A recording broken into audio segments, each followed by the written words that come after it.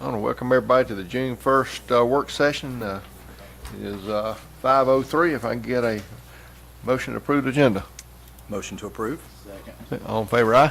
Aye. I have it. All right, well, I want to welcome everybody to the work session. This is an open work session, and we invite concerns and ideas. And hello, Commissioner Martin.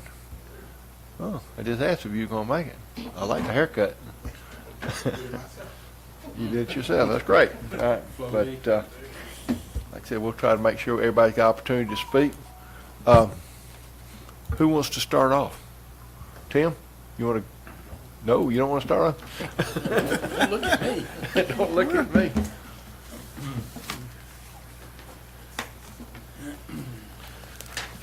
As you know, Chairman, this is the item that we tabled last month, discussing the text amendment submitted by Ms. Searles for Section 66 of the CLDR. And her particular concern was about being able to park one commercial vehicle on her property, but that opened up the broader question of the impact that our current ordinance has on farmers, and did we want to address that? I provided you with a staff report detailing some thoughts that I've had, some suggestions, both modifications to the ordinance for commercial farming operations, and then also the modification from Ms. Searles' suggested text. And as a reminder, Planning Commission did recommend approval of the first staff report that I'd given you, but they haven't seen this one. Okay.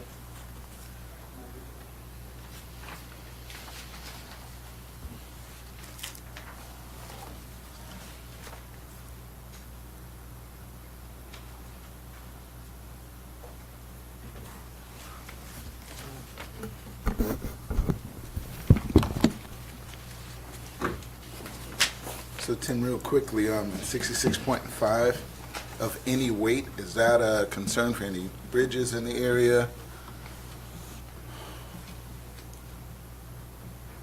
Don't know. Just because you can have something on your property doesn't mean the road infrastructure there to support it. That would already be an issue, especially since we're trying to address current farming operations that may be in violation of our current regulations. I was just curious with regard to that particular neighborhood, because I know we're going through an experience replacing a bridge in another neighborhood, and I'd hate to destroy another bridge in another neighborhood. They said it's our fault because we voted on it. Oh. Yeah. All right.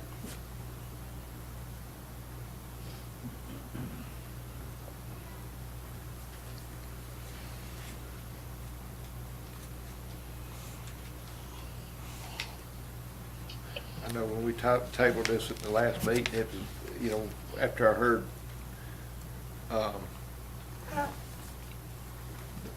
we couldn't do, that Commissioner Wood and I both realized that, we were as much in violation as, with our farming operations that was a concern for us. I know Commissioner Wood's got some pictures that he's saying that we don't want to have happen. Right. And, I'll You want- pass, at this time, Yeah, I'll go pass ahead, these Al. to Sam, then we'll pass them to Daylon. And I've already Let you seen look them, at but I know what we don't want to have, and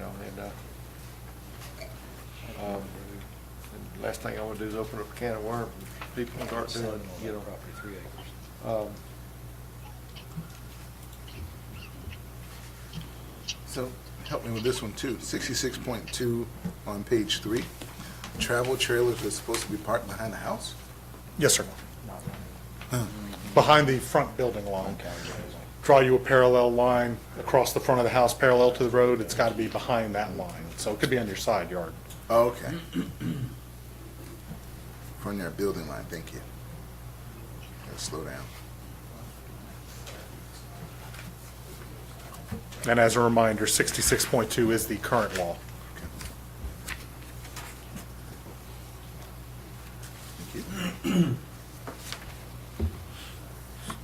So let me think, help out on your underline, that's your suggested? Which page, sir? I'm on page 2 right now. Yes, sir. Underlined underlined and in bold is my suggested text.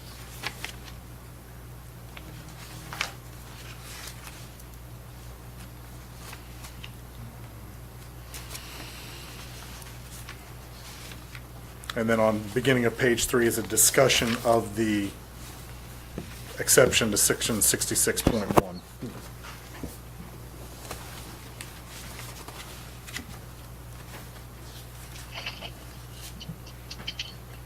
Is any questions for Tim right now? So the suggestion is just for one vehicle per lot for agricultural use, but it could technically be one per lot with multiple lots. So you get 10 2-acre lots, put 10 vehicles on, side by side. That's the way the ordinance is currently worded. If the lots are vacant. And I think, based on the discussion we had last time, I think our intent is, I mean, we know that in a rural community, you gotta be able to park equipment on a farm if you're gonna do farm work, no doubt. But what we don't wanna do is open up the door where if somebody has 3 acres of property, they wind up parking 14 trailers on it just because they'll fit on there. And that's the issue we're dealing with is. Right. uh, And we would need to take into consideration if you have a husband and wife that may each be drivers, maybe each drive a truck, wife may drive a school bus, maybe vice versa. And I think the school bus would actually be in violation also, so we need to think about some exemptions of, if it's a government-owned vehicle such as a school bus, that being exempt, because that is benefiting the children getting to school each day. So there's things to consider, because I do support the trucking industry, but I just don't support what's in some of these pictures of non-running trucks parked on wherever they're parked, or multiples that are not used on a regular basis or just used for parts. And I also think we don't want to create a situation where we put more work on the compliance side of it, where we've got to enforce. I would rather enforce the one-offs than have to enforce something we open up the door for. Right. We get, 20 calls of, trucks that are not running when it could be, and I'll just use a logging, a logging group that has 15 trailers. Well, if they're doing a big job, they need all 15 trailers running. If they're doing, 20 acres, they may not need but 3 trucks running. Right. So their other 17 are sitting there. Right, that we staged until they're needed. Right. And I think, personally, I don't think we need to hamper anybody's business as long as they're legit in the business. We also don't want to open up the door for a storage yard just because you own a little bit of property. And because I hate to say it, but we get that sometimes. We get people that, I'll fix it next week. Mm-hmm. I mean, my wife says that about me. Got trees growing up in it. No question for Tim. So we should say if the tree's bigger than this, it's got. Right. Yeah, how about, let's let the audience, we've got a young lady that started this. Would you want to come forward and let us know what you're, because you. Okay, so my thoughts on it was like for for the text, maybe that we put that the vehicle has to be operable. It can't be something that's broke down. It has to be operable. So what started the whole thing is that one person in my neighborhood who is not nowhere really near me complained about my husband who comes home from trucking. He stays out on the road 2 to 3 months at a time. He's never home longer than 3 days with his truck, and he parks in my front yard. We cut trees down so he could get in our driveway. That's what started the whole thing, was one person complained. I received a citation that's been a warning that I would have to go in front of the magistrate. Now, my husband drives a refrigerated truck, so it hauls food. I was planning on clearing out an acre of my yard, which we've in the midst of doing, so I could start a rose farm for roses, and we will use the truck to move those roses from our house to businesses. But as of now, he's out in the road, and I don't plan on him being back for at least 2 years, except for to come and visit. We own our own truck. It is a 2018 There's no dents. It's operable. He's up to DOT standards, has never had a ticket, never had an accident, never had a suspension. He has passed every single one of his DOT inspections. And we keep it like that.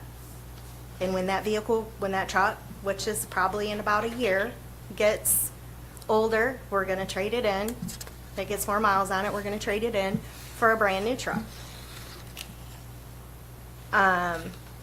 No one sleeps in the truck except for him when he's on the road, but when he comes home, he's not in his truck. There's no garbage or anything. I clean his truck every time he comes home. Keep his truck like I keep my house. So that's what started the whole thing. As I got looking around, it's not just trucks. Anything over a F-350 is over 10,000 pounds. So you're looking at electricians that have to take their trucks home, so they're on call. They can't do that. It's illegal. It's over 10,000 pounds. A lot of trailers, Columbines, a lot of tractors are over 10,000 pounds. So when you put that 10,000 pound thing in there and you say it's on an occupied dwelling, well, if you buy a piece of land that's 20 acres and you buy it as 20 acres and you put a house on that land, it's now illegal to park your truck on that land. I could see if it was an eyesore or if it wasn't running or something to that effect, but this is not the case. And I'm definitely against parking lots. I don't think that's safe or anything like that. I did ride in the truck with my husband for a year. And I did see things at parking areas that I didn't like, and I would have him escort me back and forth to the bathroom because of that. But I feel like this is my own backyard. I have one truck that weighs over 10,000 pounds. And if this doesn't get passed, I was asked this in the Planning and Zoning Commission, if it doesn't get passed, what are you gonna do? And I was like, well, I guess I'll be paying a lot of fines or possibly facing jail, because I'm not gonna park my $180,000 truck in a Walmart parking lot, because the truck's $180,000. That's not including all the equipment in the truck. And then I also made the example of it would be like me telling a regular person that was driving their regular vehicle back and forth to work, oh, you can't take your vehicle home. You have to park it across town, and you have to figure out how to get home from there. Or you have to park it in another city. Or because there's no truck parking around here, the only truck parking is this storage, and they're full. I've already contacted them. So, because we were willing to pay for parking, for it to be close to the house. And I'm not one to go around and look at other people and say, oh, well, I got a fine, so let me call on you because you got something parked in your yard that's illegal. You know, I just wanted to fight it head on and say, you know, there has to be something. Because I know Jones County is a residential area, but I live in an agricultural zoned area. But because the county is residential, it automatically puts me in the spot of, no matter if I'm zoned agricultural or not, I can't put a vehicle on my land that weighs over 10,000 pounds. And if I try to start my rose business, I won't be able to. Or my rose farm, I won't be able to, because I won't be able to carry those plants where I need to carry them without a vehicle that weighs over 10,000 pounds. Quick, for the record, your name and address. I'm supposed to ask you that to start with. Sorry. Christina Sorrells, 229. Spell your last name. Serrels, 229 Altman Road. Thank you. Well, thank you very much. Thank you. I bet.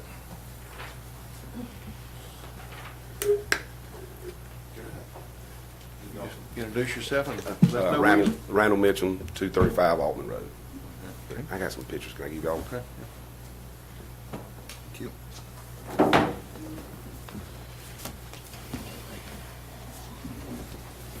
I'm the bad guy, but I'm not, that's not what I'm trying to be. I'm not trying to take anything from somebody that wasn't already there. When she bought the house, the ordinance was already there. When she had the truck, it was already there. Those are the houses right around her. Two of them, one's on one side, one's on the other. One's mine, one's his, and one's Pam Bell lives across the street from me on my private drive. That's what I'm trying to stop. I understand people, you know, might have to park their truck somewhere, but,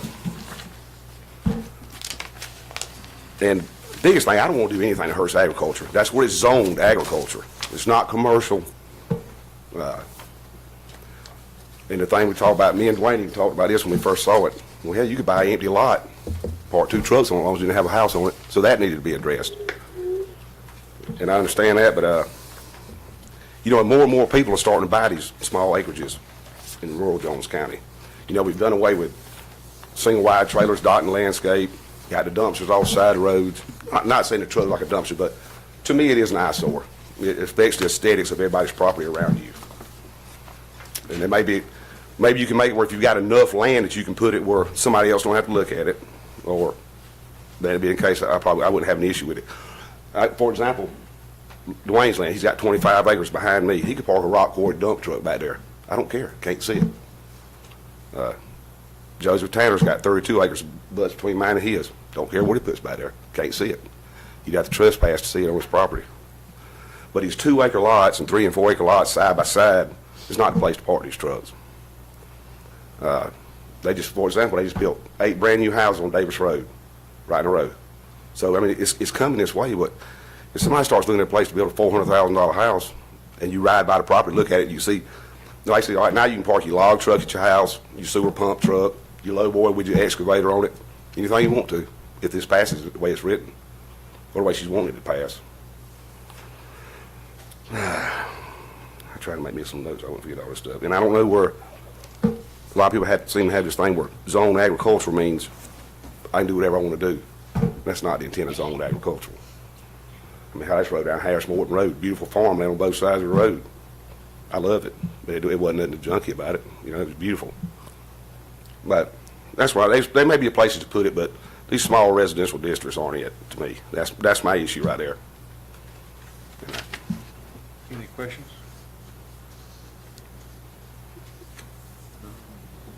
Anyone else? Dwayne, you want to introduce yourself? Dwayne Jump, 201 Alton Road. Mine's like his, you know, you got to do something for the agriculture, I understand that, if it's a problem now. But when you ride down our road and you look, it looks like a residential neighborhood. It's not agricultural farming in our area right there. And that's what I'm talking about, like he said, on 2-acre lots. I mean, you got a house on it and a I don't know, a barn or whatever, and then you park a truck, and now she's talking about having a rose farm. I don't know how she can get all that on 2 acres, you know. There's some outbuildings or something back there. But anyway, it's just the smaller lots, like he was talking about, that I'm, you know. I got a question for Tim. Those lots that are there, when we bought, I believe they said flag lots was agricultural and front lots was residential. So that's not the case there? It is not. How does that work exactly? Because when you think of residential, you think of housing, right? And close housing is what I think of. Thank you. That's what this is close housing. So how could it stay like that and not be? The agricultural zoning allows single-family development. You have 2-acre minimum lot size, so the developer had the size lots he wanted, and so we did not pursue rezoning. Okay, that, just for him not to, he didn't want to rezone it, pursue rezoning. Okay. I just wondered how the sticky situation, because it is a sticky situation. Like I say, when I think of a residential, you know, house, 2-3 acres, Right. That's the way Jones County is broken up for the most part. You know, we have larger lots. We don't have a whole lot of quarter-acre lots. You know, there's a few subdivisions that way. So that's my concern, is the smaller lots and having it on there. I don't know what you do about the farming operation part of it. I mean, I guess y'all do need to figure that You part see, out. we kind of got a tough job. We got to make sure that, That's what I say, because you got two different, Right. in my eyes, you have two different issues here. You know, you got small, and then you got what's legit farming operations or agricultural businesses. And I don't see, looking at it from my side, I don't see how you can do that on, 2 or 3 acre lots. So, yeah, a suggestion was, I think I've heard, it ought to be at least X amount of acres. Don't know what that should be. I'm not a farmer,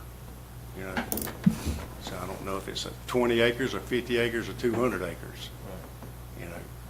A thought I had was, they'll let you do the conservation with what, 9 acres, I think it is? 10, but if you have a house, you need to have 12. You have to have a minimum cut out for 2 acres for a I- house. I- So it's Yeah, and 10 I'm just acres. using that as an Right. example of That qualifies for conservation. some kind of a rule, like he's talking about the tree a while ago, at least this big, Not, so that's, maybe a starting point anyway. Anyway, I'd asked that, we didn't hurt our smaller lots by piling stuff on it, because it is, kind of crowded in her yard, especially. any questions for Mr. Jump? No, sir. Thank you. Thank you. I got a call from Tim Andrews on Otis Redland Road, asked he wouldn't be able to make it here, but he did ask if I share his comment that he understood the agricultural zoning part, but his thing was, he said he got to referencing Houston County, which Houston County, they understand there's a lot of people, so in Houston County, you got to park behind the dwelling, out of sight. And that was something he said that he would like to see at least done in this situation, because he said he's got neighbors that do in the same situation that we're doing on Rutland Road, that he understands they're gone for weeks at a time and they come home, but he said if they could park behind the house out of sight, he felt fine with that. He said on the road or front, he had a problem with that, so he just said to share his concerns with the board, because I think they got a meeting tonight too, so he couldn't make this work session.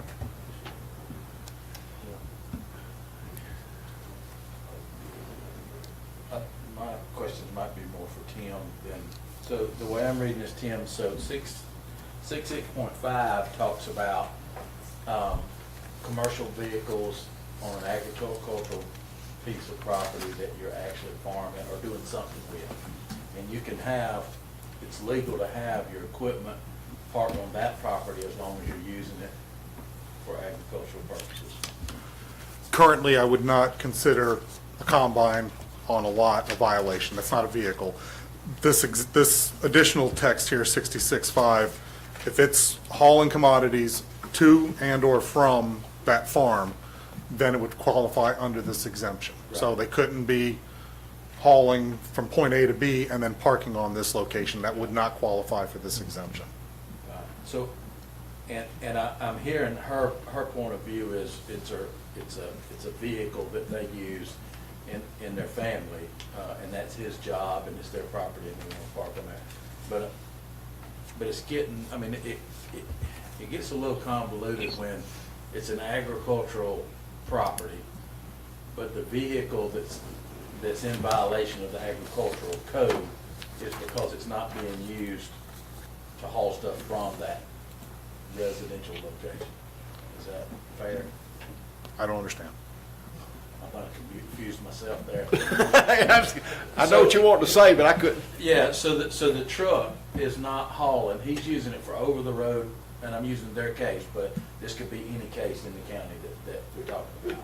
Because I do feel like there's probably gonna be more, I know of 2 in District 1 that we've had issues with, where I'm parking on the side of the road because there's not enough property for them to turn around. Once they get in their driveway, they're backing out into a cul-de-sac. So they actually park on the side of the cul-de-sac, and we've had that conversation with them.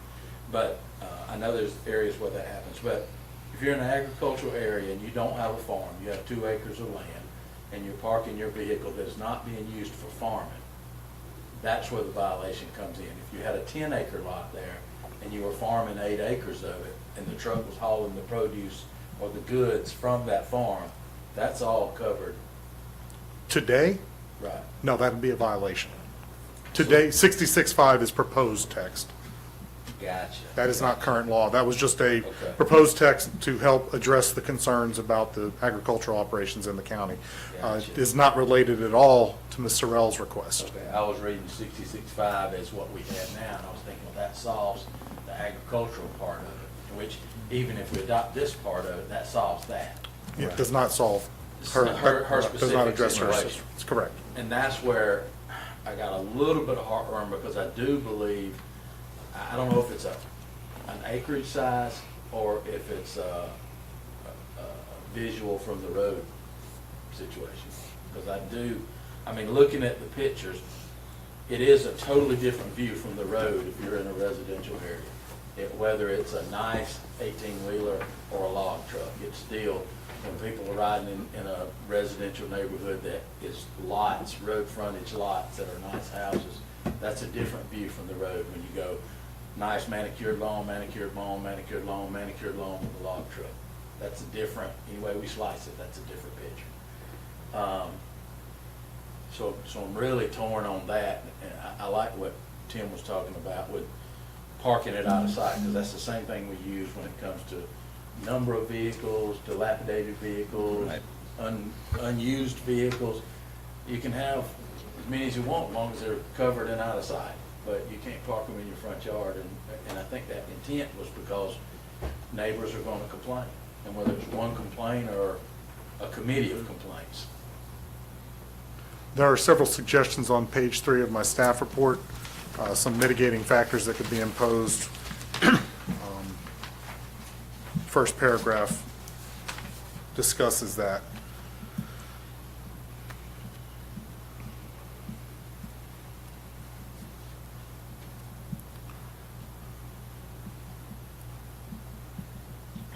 And the second paragraph also throws in for consideration if we wanted to possibly allow this as a conditional use, looking at the specific location on a case-by-case basis. Ms. Sorrell could have applied for a variance and seen where that went. The problem is the standards for variance are so difficult to obtain that the conditional use standards would be much more applicable to this kind of request.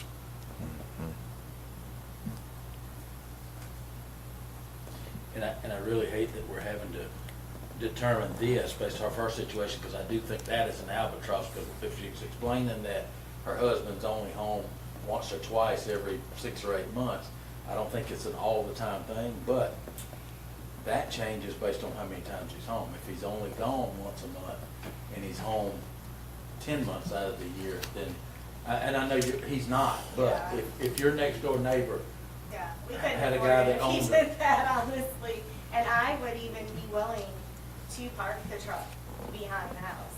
See, I just purchased the house 3 years ago, so I'm still taking trees down and fixing up the lot, because the people before me that had the lot stored a lot of stuff on there and left it when they left. I have like 3 piles this high of parts and stuff that they threw in the wooded area. We're trying to clean that out. And we would be willing to park behind the house, not in front of the house. But at this time, while we're trying to clear the trees, he parks in the front. But it's not right towards the road, and there's a ton of trees up front.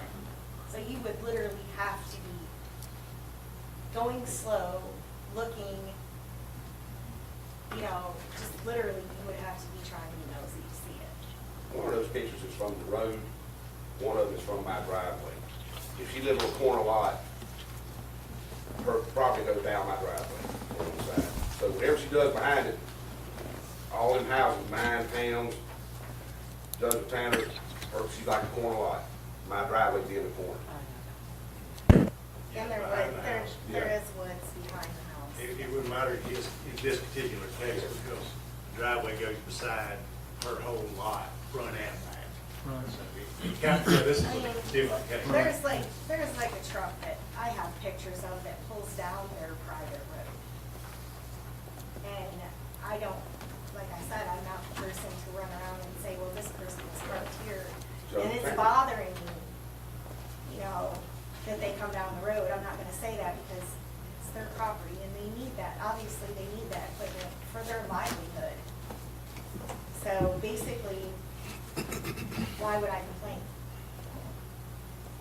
So I think for me, our responsibility is to create an ordinance that fits all the situations as best as possible, because like with yours, and I understand that yours is a temporary time and a nice vehicle, and it's only gonna be there for a short amount of time, but if your next door neighbor, had a husband that drove local and not long distances, and he's home every night, how do we justify the difference between just because he's gone a lot? There's no way for us to put in an ordinance, okay?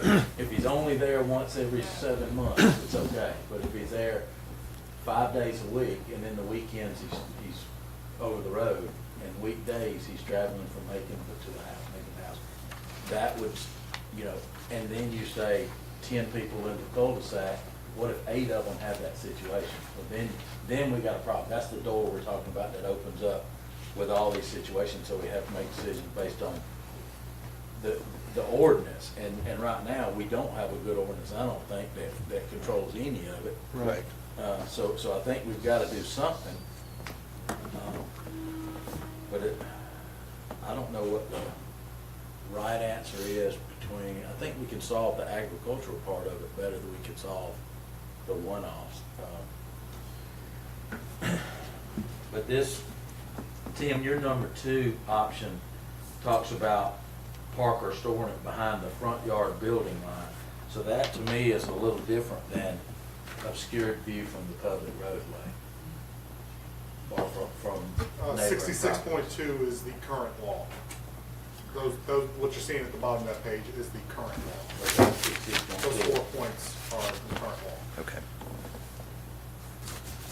So, just thinking outside the box, what if we mirrored something like our junk vehicle policy, where it says, you know, it can't be stored in public view? I'm not familiar with the junk vehicle ordinance, so I That's couldn't code speak enforcement. to it. I know, but I'm just saying, what if we mirrored a code like that or an ordinance like that where it says, you know, because, I mean, I get it. I don't want to get in the business telling people what they can't do with their own property. But that's I just, think, yeah, we have to pick the best points and put it together and compile it, because there might be some setback issues of if we park it to the rear of the property, the vehicle parked in the rear, if you park it 5 feet off the property line, you're gonna have a neighbor, especially on a flag lot, that may have a house behind you. Now it's in their front yards, and it's gotta be there's some things with that, it's Pandora's box. We gotta get to the bottom and put it all back together so it fits the best case scenario. I just don't see how you can hide on 2 acres with a house on it. Maybe I'm wrong on it. You know, as I did a quick search on Georgia farms, there's no minimum requirement for acreage.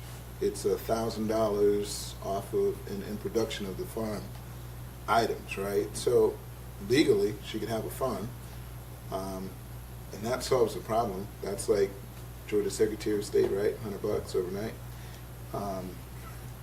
But that does not address the zoning issue, which is what we have to fix. I'm in the 4th district, and I can tell you, there's some trucks with some quarter-acre lots in Kingsley Village. I guarantee it. I see them. The neighbors haven't fussed, to my knowledge, but they're there, right at the bottom of Kingsview Circle. Just one had to turn around on Sun Valley. I just had to wiggle around it on a bus. Absolutely. So,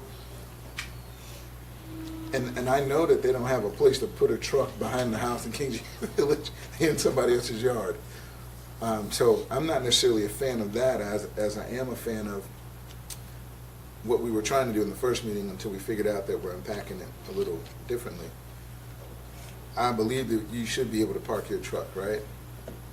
The current zoning says behind the building line, and that's sufficient. Do I want an eyesore in my neighborhood?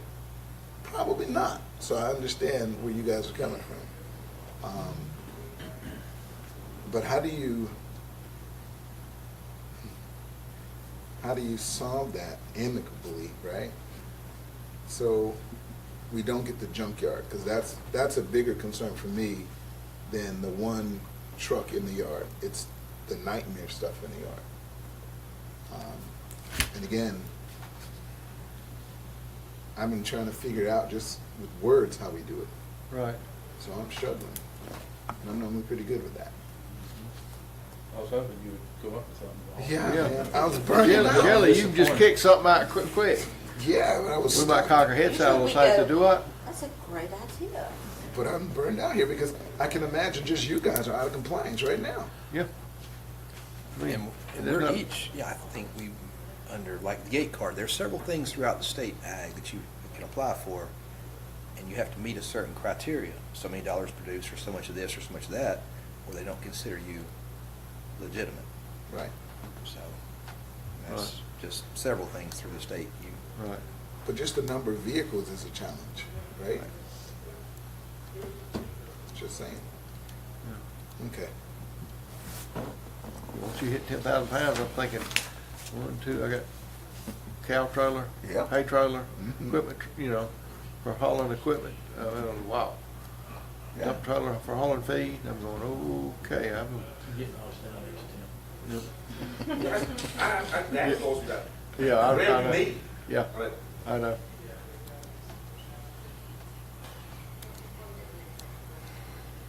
But again, it's commercial. Right. It's not like it's all commercial. and I like what Mr. Tim Andrews said, that works there in Houston County, but lives here in Jones County. He had some great suggestions in the Houston County ordinance, and I think we need to probably look at some other counties that have a blended residential agricultural community, pull from that and see what fits best in Jones County. Right.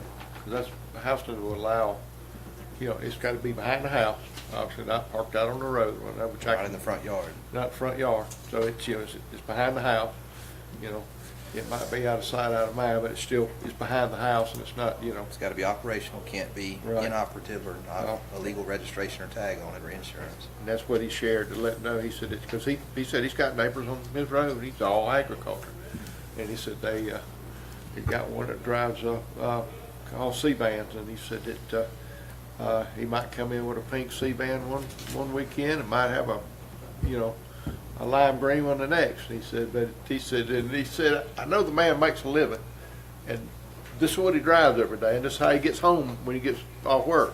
He said it'd be real nice if they do like Houston County does, and say, if you're gonna do this, you got to have this behind your home, out of sight. So, that's where we gotta get, it's hard for the five of us to have a win-win situation for everybody, 'cause it's not the easiest job to come up with this, because I understand your concerns and I understand your concerns, and, trying to find a happy medium in between is sometimes a little tough. And see, that's why I put it in front of the house, is because there's woods in between the front of the house and the road. And I figured that they wouldn't be able to see it. It wouldn't be an eyesore to them. If I move it to the back of my house, there's woods in between us, but they're gonna see it more than what they would in front of my house. So, Jason, can you pull up the map so I can see? I'm wondering if it's, because I'm reading this, I don't mean to interrupt you. no, you're good. One of the options was, or a change to allow one of the things was allow one commercial vehicle. Well, per lot, well, if that's a cul-de-sac with 10 lots, that's 10 trucks. And it doesn't describe her situation, but it describes a situation that could very well happen if that is what we go to, one per lot.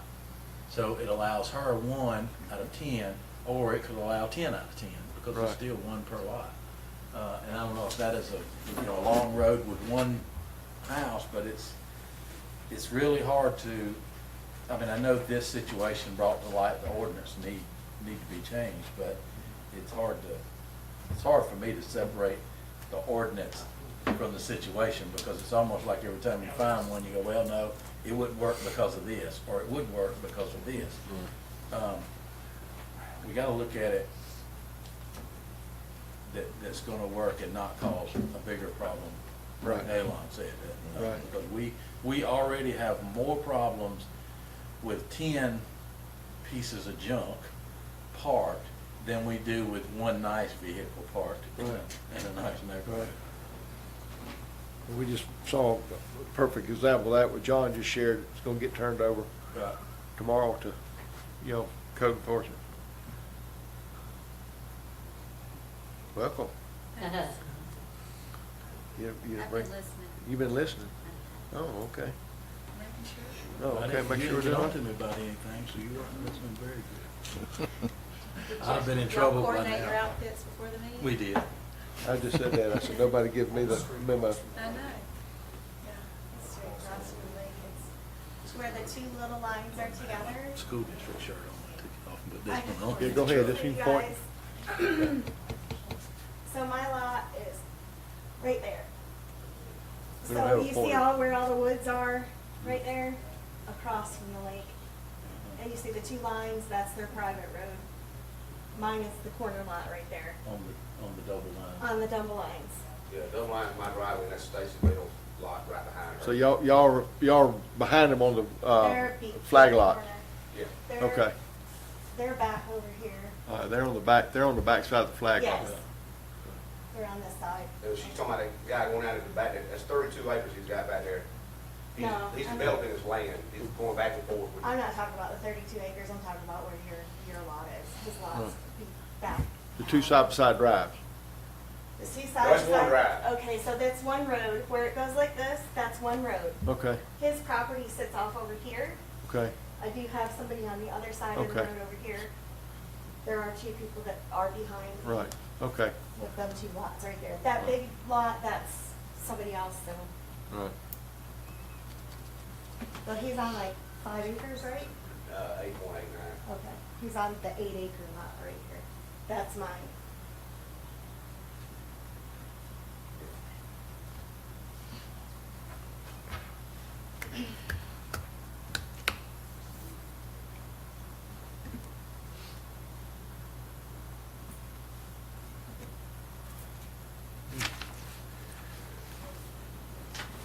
I think this is gonna require another work session and some more studying. Right, it will. Yep. So meanwhile, there's pending whatever, we just keep moving while that's pending, or they just keep moving while that's pending? Well, like I said, we're gonna obviously need another work session to make I don't sure. disagree, I'm just making sure that Right. she or whomever else is okay while we're still deliberating. Yeah, that is, it's on hold, right? Right, Everything's everything's on on hold. Okay. There's no legal penalties or being assessed. And I'm just gonna say this, I mean, Stacy Bell was one of my bus drivers, and her bus stayed parked in her front yard for years. Which is right behind Right my behind house. her, right Right. there, Right, right across from him, right. and it's Yeah. a school bus I there. know. I finally got her parking in the backyard. How did she get it around there? She would leave every day, she'd park in the side yard, to go around her backyard and come up through her and mama's house.